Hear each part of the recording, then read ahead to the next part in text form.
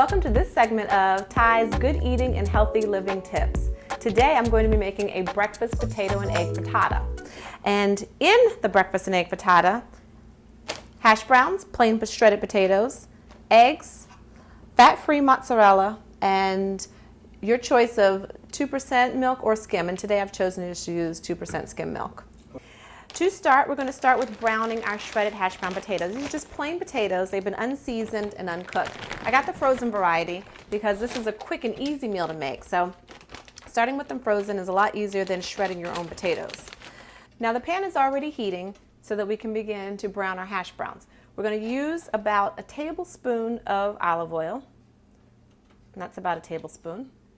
Now we may need to add a little bit more as it's cooking, but let's just start with a tablespoon. We're making enough today for to serve two. Okay, the pan is already heating, so it won't take long for the oil to heat. We're now going to add a little bit more than a cup of the frozen hash browns. Now if they're frozen, you're going to find that you might have clumps when you're dealing with the frozen hash browns. You simply have to just give it a minute to thaw out and come over and slowly break it apart. As it heats and melts, it will come down and everything will brown evenly. While that is browning and thawing, we're then going to break apart our eggs. Okay, for a healthier dish, you can use all egg whites. If it doesn't really matter, you can use the entire egg. What we're going to do to make this tasty and healthy, we're going to use 2 full eggs and we're going to use 2 egg whites. Okay, so it's going to be a total of 4 eggs. Okay, only 2 yolks. Now we're going to crack the eggs. Okay, we're going to use 2 full eggs.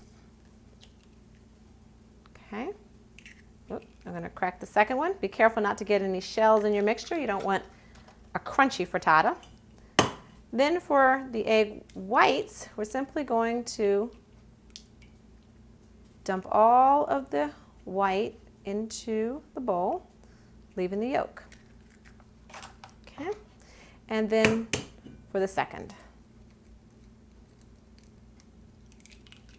gently pull it apart, and that way all of your white just dumps out. Now we're going to beat the egg. So we just simply get a fork and we're going to beat it up, mixing it around well. And we can't forget our potatoes that are on the stove that are browning, so we're going to have to check those in a moment. Now, before we do that, we're going to add a little bit of milk, okay? It's going to be about a 1/4 cup, okay? Yeah, 1/4 cup. Now again, if it's necessary, please use your measurements, utensils to make sure that you're getting the right amount of ingredient.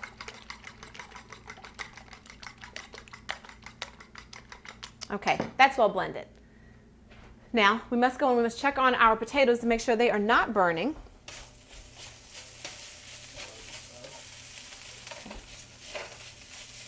Okay, they're browning up nicely.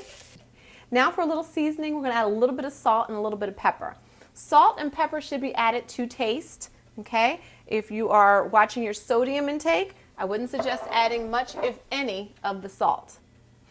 I'm a pepper person, so I'm always liberal with my pepper. Again, that should be to taste. Okay. Also, browning your hash oh, the pepper's gotten to me. Also, browning your hash browns should be according to how you like it. I like mine crispy, so I'm going to let mine cook a little bit more. Okay. I like my potatoes crispy, so I'm going to let them cook just a little bit more without burning. For flavoring, we're going to add a little bit of thyme and a little bit of oregano to our egg mixture. Okay? This is about a 1/4 teaspoon that I'm adding of each. Okay? Okay, and about a 1/4 teaspoon of oregano. Again, it's always best to use a measuring spoon until you get familiar with your recipe and you know about how much to add. It's always good to use measuring utensils when you're not sure about measuring portions, just to make sure that you're getting the right amount of ingredient into your dish. Playing with for some time. So now this is mixed pretty well, so now we can go ahead and add our mixture to our potatoes. Okay, kind of center it, and then we're simply just going to pour the mixture over top, kind of evenly. Okay. I have the heat on a little bit lower than a medium-high. You're going to notice that it's going to cook more so on the bottom. You'll have the top layer of the egg mixture is not going to be hard. So what you're going to have to do is once the bottom layer cooks, then you're going to kind of lift the frittata up from side to side and let the wet mixture part seep onto the pan so they can cook as well. Now while this is cooking, it's cooking a bit faster than what I wanted it to, so I'm going to turn the heat down a little bit, probably just below medium, okay? That way the egg mixture on top has a chance to cook without it burning on the bottom, okay? So now I've turned that down. That's now cooking up. Our last ingredient to add is the cheese, okay? A little bit of mozzarella on top always enhances the flavor of just about anything if you're a cheese lover, okay? I always opt for fat-free cheese, and of course you don't have to use mozzarella. I think mozzarella goes really well with egg dishes.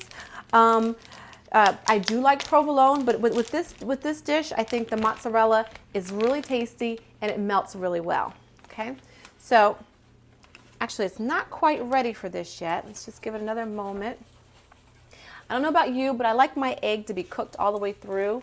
I don't really like a runny egg.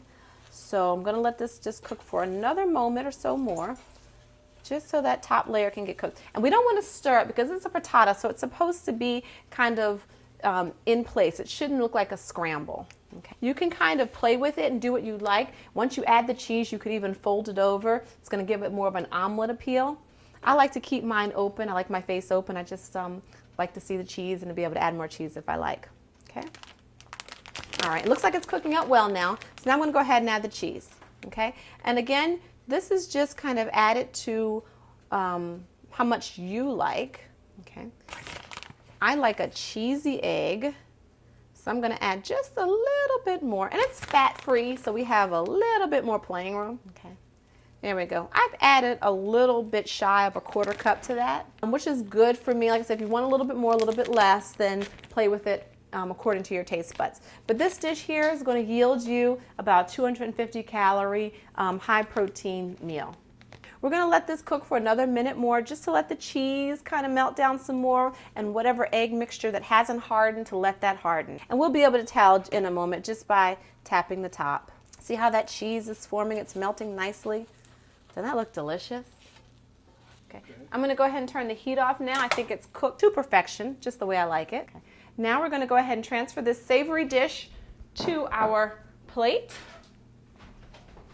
And it just slides off evenly and smoothly. Delicious. Serving size for 2. And for your healthy living tip, I chose the potato breakfast and egg frittata for 2 reasons. It's protein-packed and full of carbohydrates. Protein is important because it builds and sustains muscle, and complex carbs are important because they release a steady stream of energy for you throughout the day. Thank you for joining me in my kitchen while preparing my potato and egg breakfast frittata. Remember, we eat to live, we don't live to eat. So enjoy healthy meals and happy cooking.